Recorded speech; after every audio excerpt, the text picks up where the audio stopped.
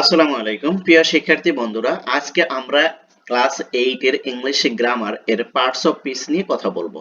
ওকে, অর্থাৎ 2026 সালে তুমি কিভাবে পড়লে বা কোন টেকনিক ফলো করে তুমি পড়লে ক্লাস 8 এর ইংলিশ গ্রামারে অর্থাৎ ইংলিশ সেকেন্ড পেপারে প্রথম সেমিস্টার থেকেই তুমি ভালো একটা মার্ক নিশ্চিত করতে পারবে, সে সকল বিষয় নিয়ে আলোচনা করব। এবং সেই সাথে সাথে আমরা দেখব যে কোনগুলো আমাদের পরীক্ষার জন্য গুরুত্বপূর্ণ আর কোনগুলো আমাদের পরীক্ষার জন্য গুরুত্বপূর্ণ না, সে সকল বিষয়গুলো আমরা প্রথম থেকেই ফাইন্ড আউট করে নেব, যাতে করে পরীক্ষার আগে আমরা সবকিছু রিভিশন দিয়ে অ্যাটলিস্ট আমাদের পরীক্ষায় বা ইংলিশ সেকেন্ড পেপারে কি থাকে, এ প্লাসটা থাকে।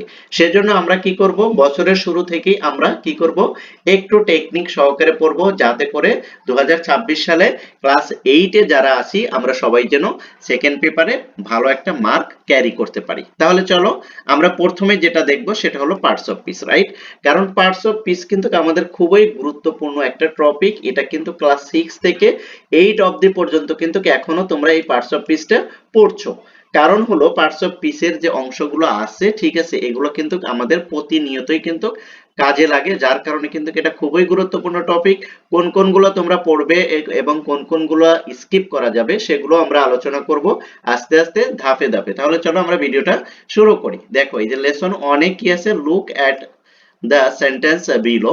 তুমি কি করো, নিচের এই সেন্টেন্স গুলো একটু দেখো। দেখো এখানে কি বলছে, Sumana is a brilliant student. Sumana একজন মেধাবী ছাত্র বা ছাত্রী, তাই না?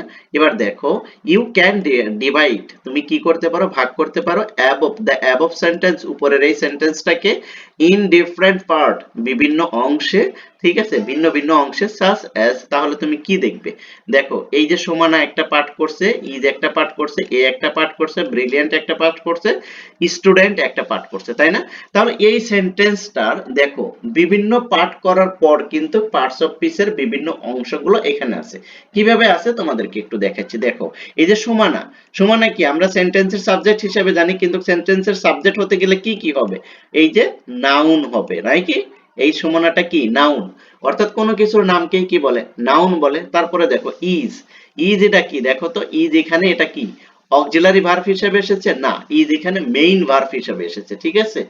ইজ আ ব্রিলিয়েন্ট, এই আটা কি, আটা হচ্ছিল তোমার হলো আর্টিকেল, আটা কি আর্টিকেল। তারপর ব্রিলিয়েন্ট, ব্রিলিয়েন্টটা কি, ব্রিলিয়েন্টটা হচ্ছিল তোমার হলো অ্যাডজেক্টিভ, রাইট? ব্রিলিয়েন্টটা অ্যাডজেক্টিভ। তারপরে দেখো স্টুডেন্ট, এটা কি, স্টুডেন্টটা হচ্ছিল আবার নাউন, যেটা অবজেক্ট আমরা বলি, রাইট? তাহলে দেখো এখানে আমরা কি নাউন পেলাম, তারপরে কি পেলাম, ভার্ব পেলাম, তারপরে অ্যাডজেক্টিভ কি আর্টিকেল পেলাম, তারপরে অ্যাডজেক্টিভ পেলাম, তারপরে আবার নাউন পেলাম। তাহলে দেখো পার্টস অফ স্পিচের যে 8 প্রকার আছে তার সবগুলোর কয়েকটা অংশ কিন্তু একটা সেন্টেন্সে পেয়েছি।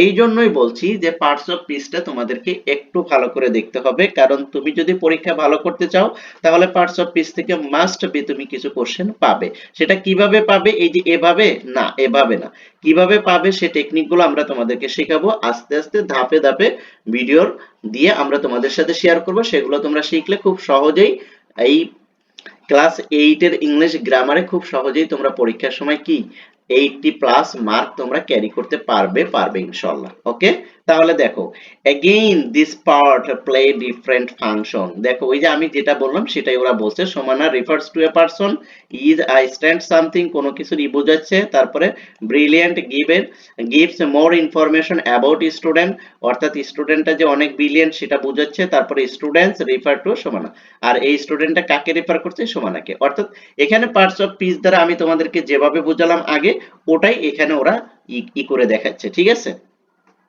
তারপরে দেখো now you understand that in parts of speech, তাহলে কি তুমি এগুলো বুঝতে পারছো যেগুলো পার্টস অফ স্পিচ, এই ওয়ার্ডগুলো classified according to the function, কিভাবে ফাংশন করছে কিসের ভিতরে, সেন্টেন্সের ভিতরে, ইন ইংলিশ, ইংলিশে there are 8 parts of speech, আর এগুলো কতটি পার্টস অফ স্পিচ রয়েছে, 8টি, রাইট? এটা তোমরা আগেই জানো পার্টস অফ স্পিচ কি কি, নাউন, প্রোনাউন, তারা noun, pronoun, adjective, verb, adverb, preposition, conjunction, interjection. এই 8টি হলো তোমার হলো কি না পার্টস অফ স্পিচ। এগুলো তোমরা ক্লাস কি থেকেই শিখেছো, 6 থেকেই তোমরা শিখেছো। তারপরে আমি বললাম আর কি, দেখো এই সম্পর্কে তোমাদের একটু ধারণা রাখতে হবে, যেমন নাউন সম্পর্কে ভালো ধারণা রাখতে হবে, প্রোনাউন সম্পর্কে ধারণা রাখতে হবে, তারপরে তোমার কি অ্যাডজেক্টিভ, ভার্ব এগুলো সম্পর্কে মোটামুটি কিন্তু ধারণা রাখতে হবে। না হইলে কিন্তু তুমি ফিল ইন দা গ্যাপ আছে, তারপরে যে আর অন্যান্য মডেল কোশ্চেনে গেলে তুমি দেখতে পারবা যে পার্টস অফ স্পিচের কতগুলো ব্যবহার রয়েছে, ঠিক আছে। তারপরে দেখো the lesson in this unit will discuss parts of speech. এই লেসনে কি করছে, পার্টস অফ স্পিচ সম্পর্কে আলোচনা করছে। এগুলো আমাদের দরকার নাই, একটু আমরা দেখব এই এখানে, ঠিক আছে।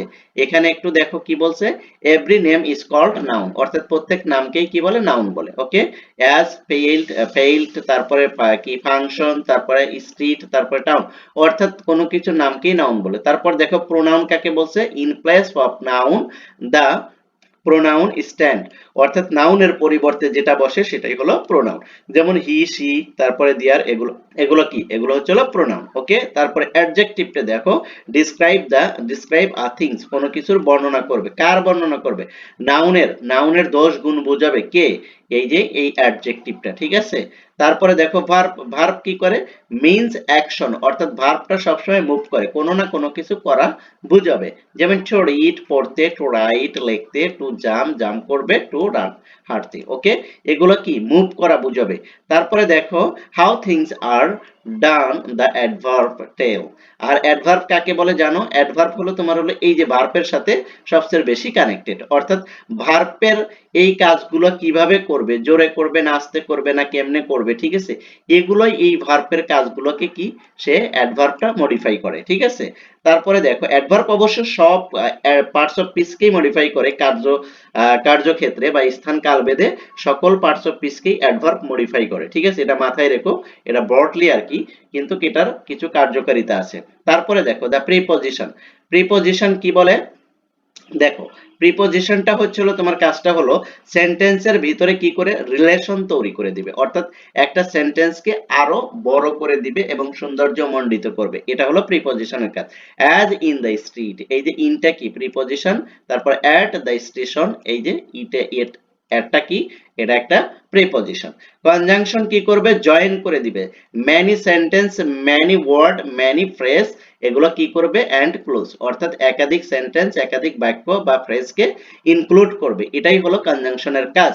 এন্ড, এই যে এন্ডটা কি কনজাংশন, ঠিক আছে। তারপরে দেখো ইন্টারজেকশনের কাজটা কি, ইন্টারজেকশনের কাজ হলো অভিব্যক্তি প্রকাশ করা, ঠিক আছে। যেমন এই যে আই নিড অ্যান কি এক্সক্লেমেশন মার্ক, এই যে এক্সক্লেমেশন মার্কটা আমরা কখন দেই, মানুষের অভিব্যক্তি যখন আমরা প্রকাশ করি, হুররে, আ, এই যে অভিব্যক্তিগুলো প্রকাশ করি না, তখন এই এক্সক্লেমেশন এটা ব্যবহার করা হয়, এই মার্কটি, ঠিক আছে।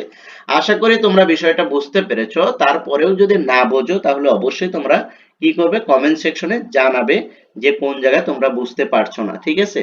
তবে এগুলো তোমরা একটু দেখে রাখো, যেহেতু এখন বছরের শুরুর দিকে, তাই একটু সেকেন্ড পার্টটা একটু দেখো ইংলিশ, এবং তারপরে যখন এগুলো মোটামুটি একটা কমপ্লিটের দিকে যাবে, তারপরে আমরা মডেল কোশ্চেনে চলে যাব, সেখানে আমরা ব্যাপকভাবে প্র্যাকটিস করব, ঠিক আছে। তখন বুঝতে পারবে যে এই পার্টটা এখন কতটা গুরুত্বপূর্ণ হচ্ছে, ঠিক আছে। এই কারণে তোমাদেরকে আমি বলছি যে পার্টস অফ স্পিচের যে 8টা অংশ আছে, ঠিক আছে, এই 8টা অংশের ভিতরে কিন্তু তোমার নাউন, প্রোনাউন, তারপরে অ্যাডজেক্টিভ, ভার্ব, অ্যাডভার্ব, এই কয়টা প্রিপজিশন, এগুলো কিন্তু প্রচুর পরিমাণে ব্যবহার হবে, ঠিক আছে। কনজাংশন এবং ইন্টারজেকশন তুমি স্কিপ করলে পারো, কিন্তু এখানে কয়েকটা ব্যবহার দেখলেই তোমরা এগুলো পেরে যাবে, ঠিক আছে।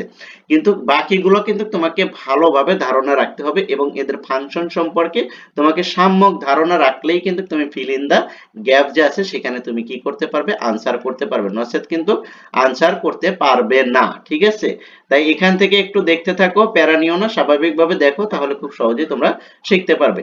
আর তুমি যদি আমার এই ক্লাসে যদি নতুন হয়ে থাকো তাহলে অবশ্যই কিন্তু চ্যানেলটা সাবস্ক্রাইব করে দিবে, এবং ভিডিওগুলো লাইক কমেন্ট শেয়ার করে দিয়ে তোমাদের ফ্রেন্ড সার্কেলকেও দেখার সুযোগ করে দিবে। থ্যাংক ইউ সো মাচ, আল্লাহ হাফেজ।